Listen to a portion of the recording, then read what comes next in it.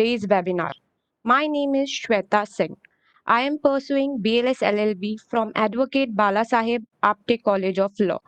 I will give you brief introduction on of Law and Society Alliances.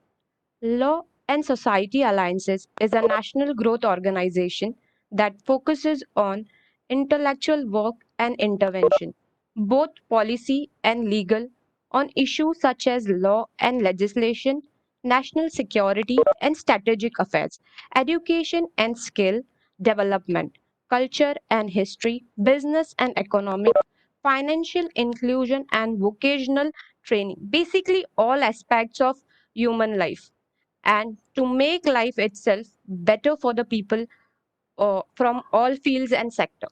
Several advocates, doctor, engineer, businessman, corporate leader, government, and armed force official and officers are part of Law and Society Alliances, and it organizes events, seminar, webinars, field activity, and research on these subjects that it focuses on. Legal Cell is group for professionals, enthusiastic, and student of law politics, economic, business, and international relation, etc. Legal Cell focuses on training, webinars, lectures, etc. to add value to the existing skill and talent of youngsters and old alike. The organizer of webinars, NC Bipendra Sir, is an advocate in Supreme Court and Delhi High Court, and he is editor of Defense Capital and chairman of the Law and Society Alliances. H. Kumar Vaidyanathan Sir is an advocate, Secretary General of Law and Society Alliances, and co-founder of Legal Cell and media partner Law Skog. Our today's webinar is about introduction to the Employee State Insurance Act. Today's speaker is an eminent personality, Advocate Sanjoy Koran, is advocate for Amul and India Spartan Industry, Advocate Sanjoy Koran. He is in law profession with over 18 years experience in legal field with core area of practice being labor and industrial law as a counsel and legal advisor to various companies. Notable clients including Minister of Health, Government of Maharashtra, Councils for Employees, State Insurance Corporation in Industrial Tribunal and High Court. Maharashtra Labor Welfare Board, Chiron Drugs and Pharmaceuticals, Galfa Laboratories, Hind Terminals, Navneet Motors, etc. and so on. I request everyone to please mute themselves and if any question then can drop in chat box. Over to you, Mr. Sanjoy, sir. Thank you. Thank you, Shweta. I hope I'm audible now.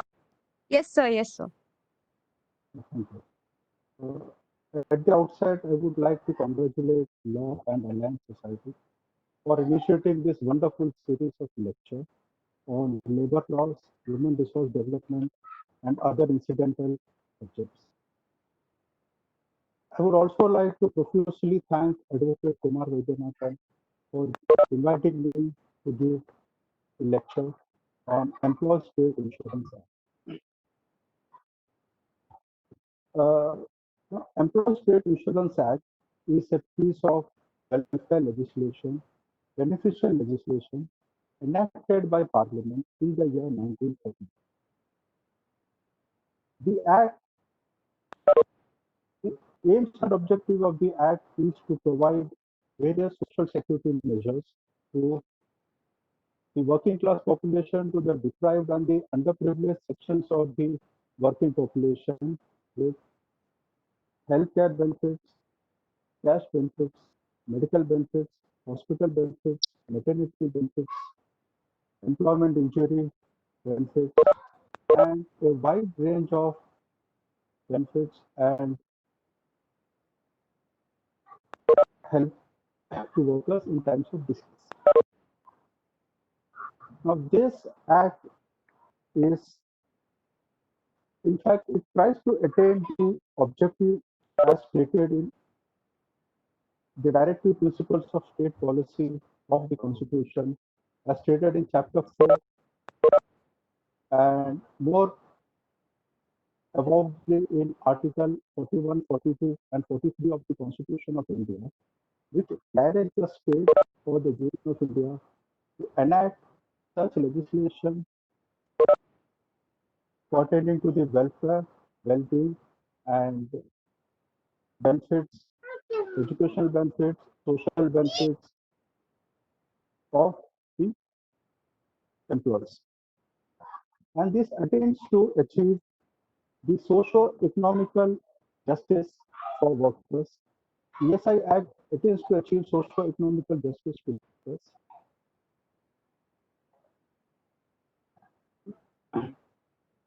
Uh, Applicability of the Act. I'll start with applicability of the Act. This Act applies as per Section 1, subsection 4 of the ESI Act to all factories, either of the government or in the private sector or in any segment. This Act is applicable in the first instance. This Act has an automatic applicability to any industries, factories as per Section 1(4) of the ESI Act. This is from the time of start of the industry factory. This Act has an automatic application. No excuse can be made with regard to ignorance of the Act. This is like the moment you start earning, even though your income is not taxable, you have to file your income tax return. Likewise, for any industry factory, they have to get themselves registered under the ESI Act. If at all they have 10 or more people employed for wages during preceding day of any calendar year on a single day.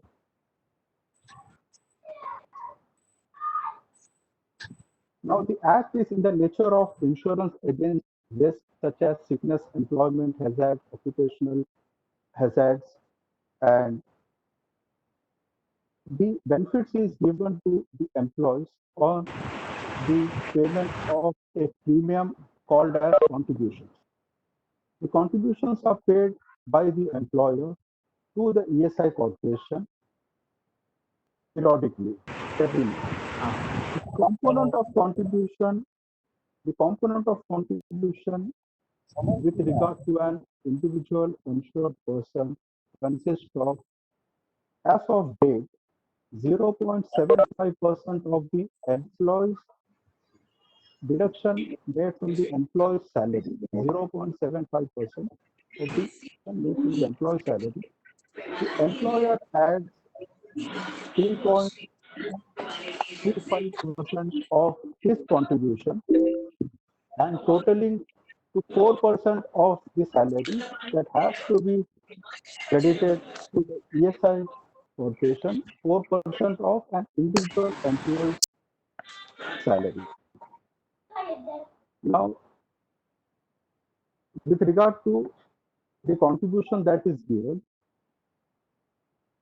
ESI corporation gives various benefits to that particular insured person on whose account contribution is due. So it's become obligatory on the part of company employer to register any workman who falls under the definition of employee as stated under Section 2, subsection 9 of the ESI Act. Section 2, subsection 9 of the ESI Act defines employee. Now, employees means any person employed for wages on any particular day, and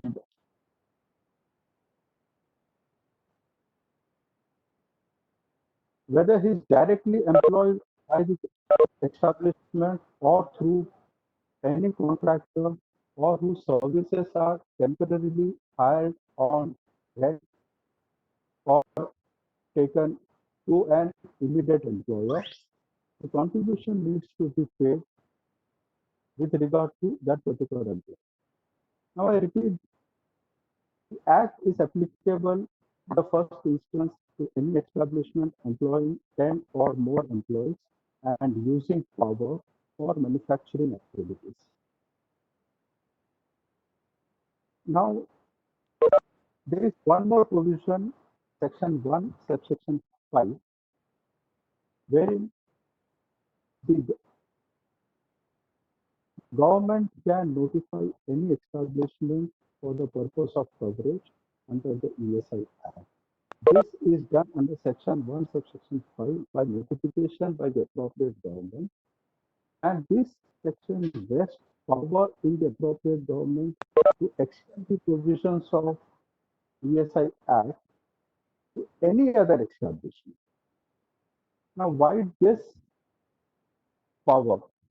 Under Section 1, Subsection 5, the appropriate government from time to time extends the provisions of ESI Act to many establishments, units, and under Section 1(5) of 1 subsection 5 of the ESI Act, the establishments which are not factories, such as shops, also comes under the purview of ESI Act. Now, shop factories, there is a definition for factory under ESI Act and also under Factories Act. But under ESI Act, shops is not defined per se, and establishment, therefore, we have to take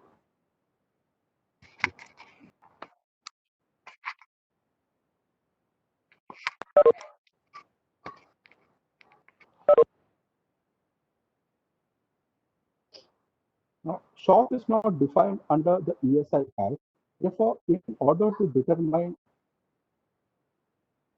what is shop, what exactly is the connotation of the word shop, we have to rely upon we have to rely upon the numerous judgments passed by the various courts from time to time. Now, ESI is being a welfare legislation. It is more a court-defined legislation. Most of the sections, most of the provisions of ESI Act have been defined and interpreted by various courts from time to time, and those rulings of the court have achieved a force of law. So many of the provisions or definitions which we use regularly under Employee State Insurance Act is not actually defined under the Act. Now, for example, establishment. Establishment has not, the word establishment has not been defined in the ESI Act, and therefore, establishment, therefore, it must convey the ordinary meaning of the term. Likewise, the word shop is not defined under the ESI Act. So we have to rely upon the nature of activities and also the interpretation of shop or any other definition which is not specifically defined. The interpretation should be in a very literal and extended interpretation.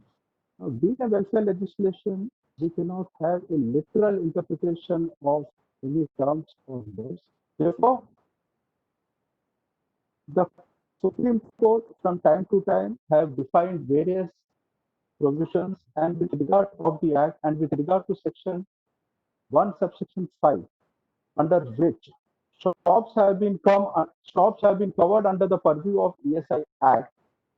The Supreme Court have defined that shop does not constitute merely four walls wherein shops are bought and sold, wherein goods are bought and sold, but it has to be interpreted with regard to the aims and objectives of the Act.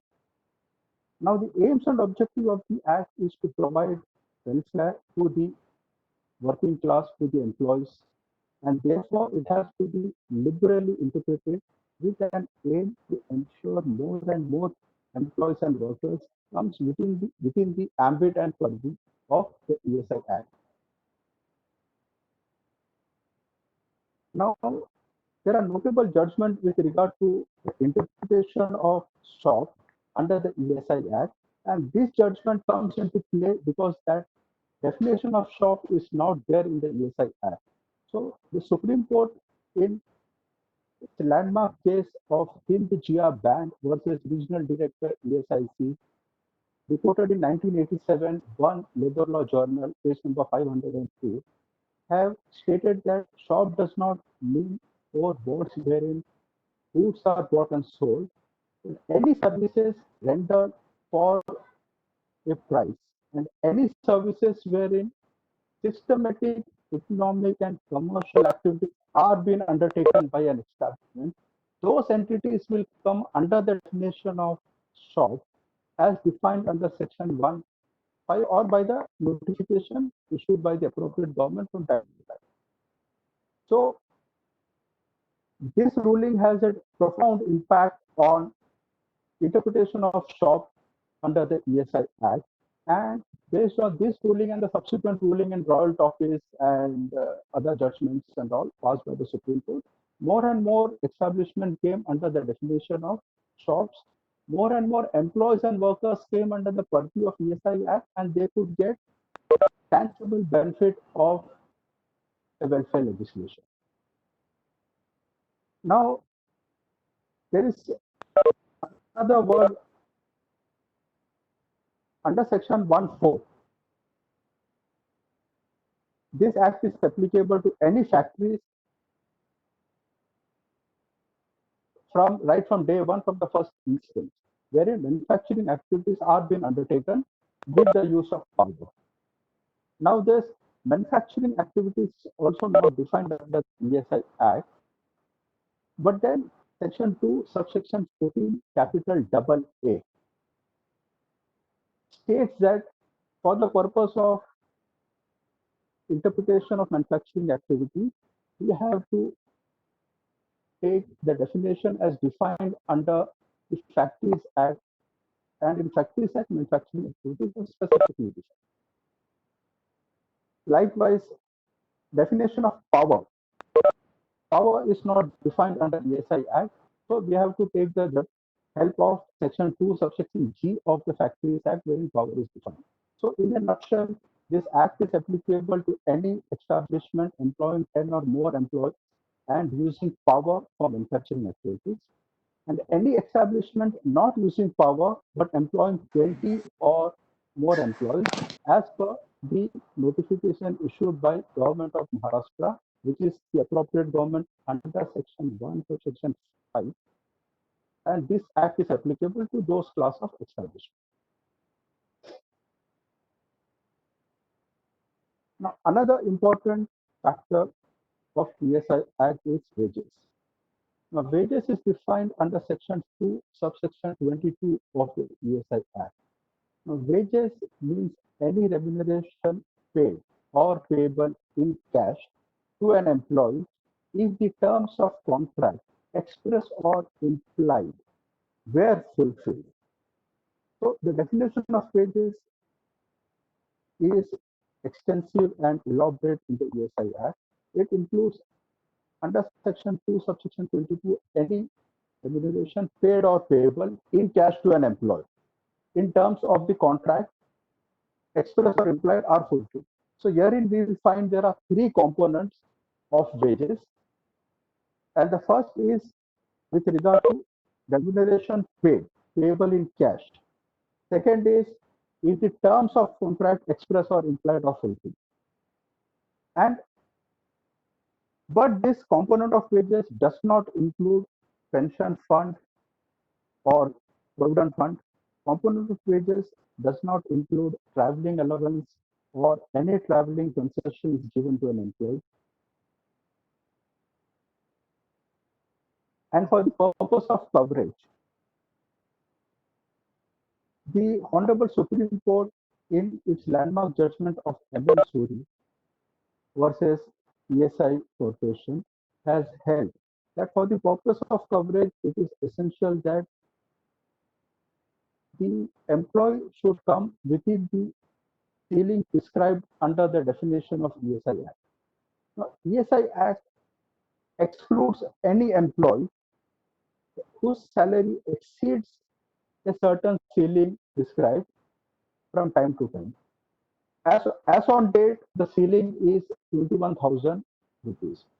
So any employees whose wages exceeds 21,000, he ceases to be an employee, he or she ceases to be an employee under the ESI Act.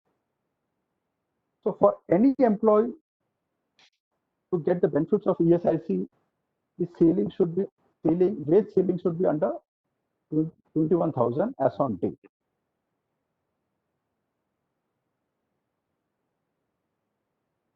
And any employee whose wage ceiling is below 21,000 per month, the employer is statutorily liable to deduct ESI contribution and pay the contribution to the ESI contribution.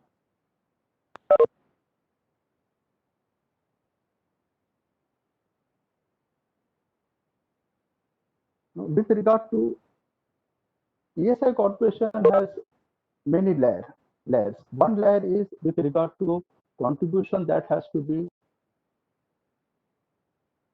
that is taken from the employer, which constitute employee share as well as employer share.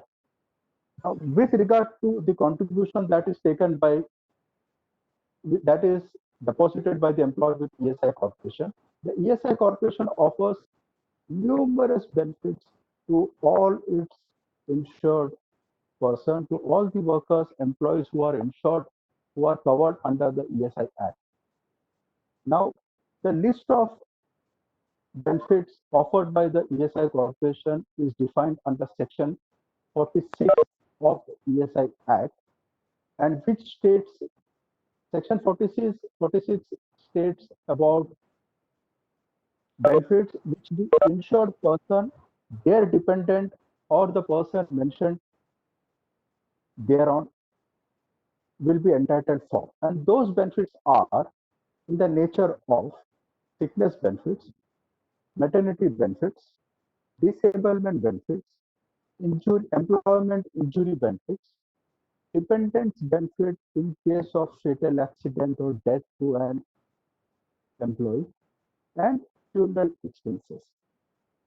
Now, this benefits has to be read in consonance with Rule 55 of the ESI Central Rules 1950.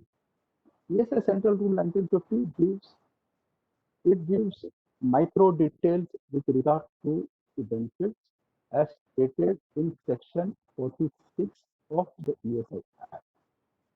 Now, ESI Act is a complete code in itself. They have, apart from the numerous sections, there are various rules and regulations framed by the appropriate government from time to time.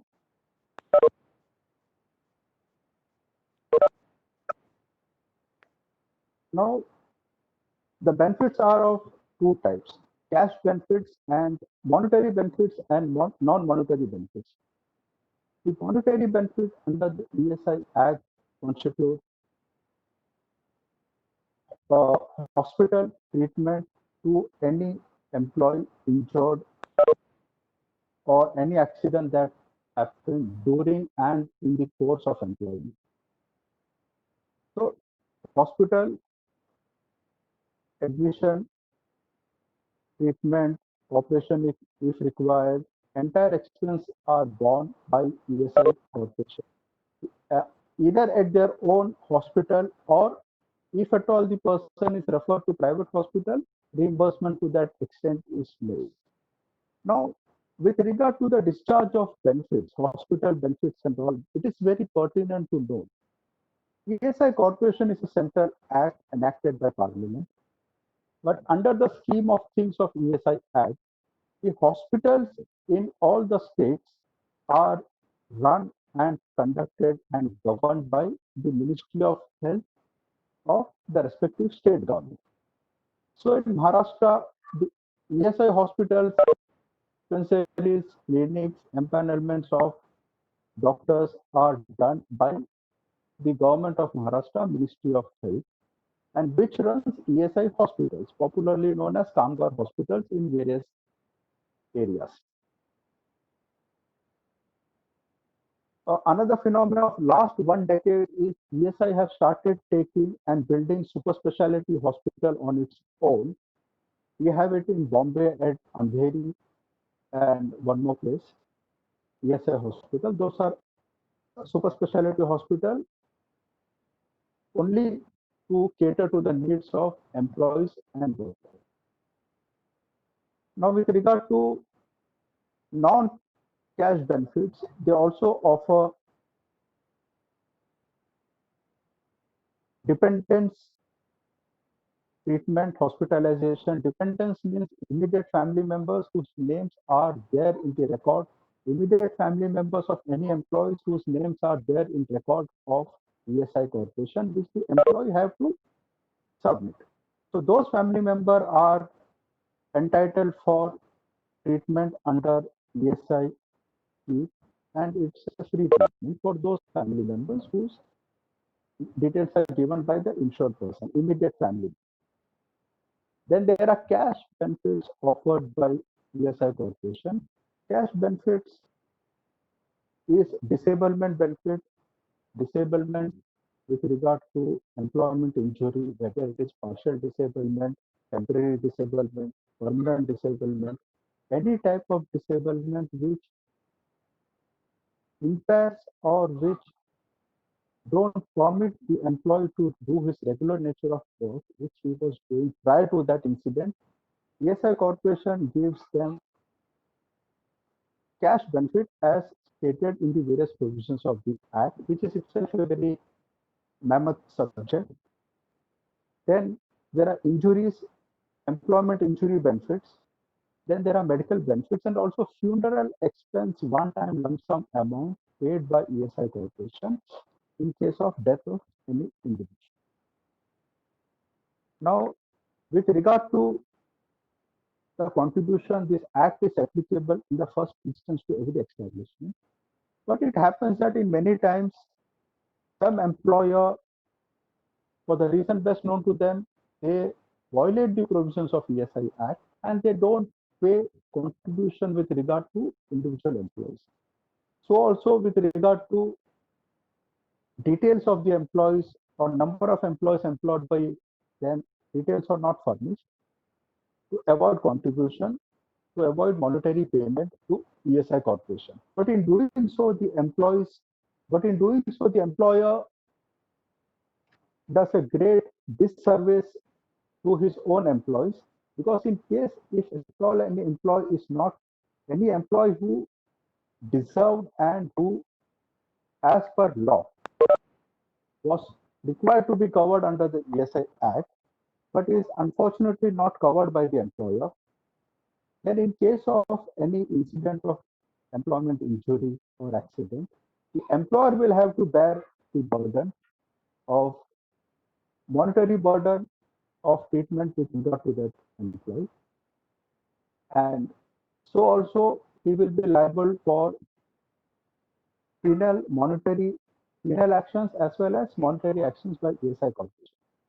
Now, with regard to any employer who violate the provisions of ESI Act and who don't pay contribution under the Act, the ESI Corporation under Section 44 of the ESI Act deputes an inspector, a social security officer, to conduct inspection of an establishment. Based on the inspection, if any violation is found, then under Section 45A of the ESI Act, 45 capital A of the ESI Act, the ESI Corporation, after giving an opportunity of hearing to that particular employer, can assess the deficit areas of contribution which is not paid by that particular employer. But now, before passing any order under Section 45 capital A order under the ESI Act is a type of monetary claim which ESI Corporation pass against that particular employer, defaulting employer. But before passing any such order, it is absolutely mandatory that ESI Corporation have to offer afford an opportunity of personal hearing to that particular employer. That particular personal hearing has to be offered by issuance of Form C18. It is called a show cause notice. Show cause notice has to be provided to the employer before any civil action or monetary liability can be imposed upon that particular employer. Now, after the imposition of civil monetary liability on the employer, the remedy for the employer is to approach the industrial court of his jurisdiction, of its local jurisdiction, to challenge if at all he is aggrieved of the order. If that employer is not aggrieved of the order, he will have to comply with that order. If compliance is not done and is aggrieved, he can challenge before the industrial tribunal of his local jurisdiction under Section 75 of the ESI Act, which lays provisions with regard to adjudication of dispute under the ESI Act. But before adjudication of dispute, there is a provision under Section 75 2B. There's a provision under Section 75 which mandates that the employer have to deposit 50% of that claim amount before the ESI court. If at all there is, and there is also a proviso for exemption from paying this under Section 75 to capital B of the ESI Act, but that discussion lies with that particular court whether to grant exemption or not of depositing 50% of that amount as claimed as provided under Section 75 of the ESI. So, in a nutshell, ESI Act is a piece of legislation which offers various benefits to employees and workers for a premium called as contributions, which are paid by the employer. Contribution consists of, as of date, 3.25% of the employer's share and 0.75% of the employee's share from the salary of his, and that needs to be deposited with ESI Corporation based on the funds so accumulated, so collected from the various employees. ESI Corporation delivers various monetary, non-monetary benefits to all the insured person, and this is a pan-India Act. This Act has an applicability across India, and the various benefits, which includes cash, non-cash benefits, and a large section of the working class takes advantage of this and approach ESI Corporation, hospitals for all their needs as an event.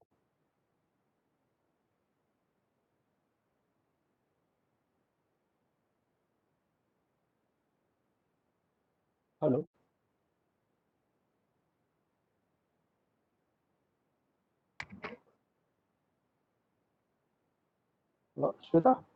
Hello. Hello. Is there any Yes. interactive round or any question answer round or So, question is there.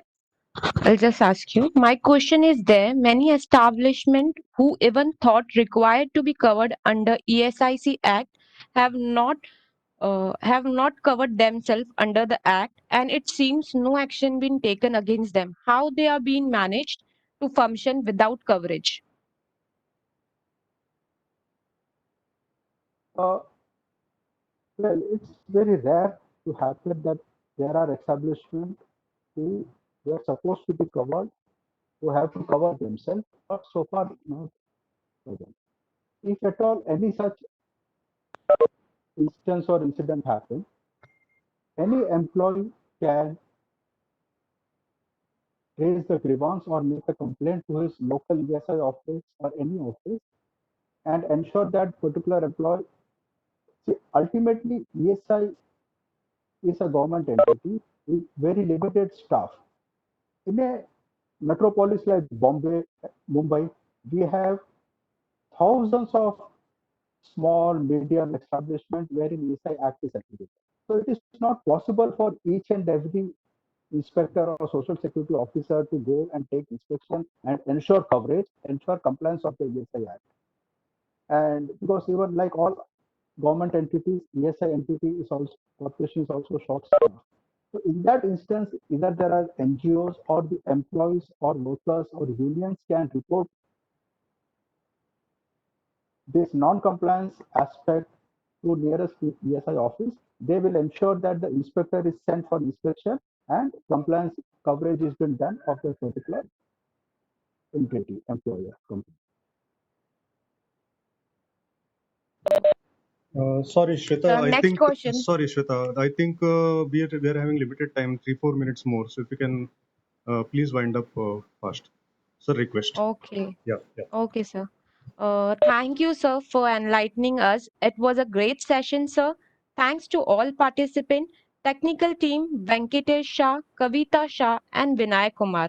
And thanks to Bipendra sir and Kumar sir for having such a great initiative.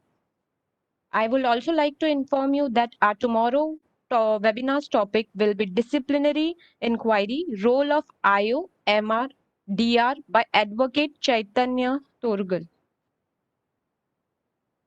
So we can. Thank you so much, Sanoj. And thank you, Shweta, for a great moderation. Thank you, sir. Thank you, participants. We are lined up. Thank you so much. We'll meet tomorrow. Thank you. Thank you, sir. Thank you. Thank you. Okay.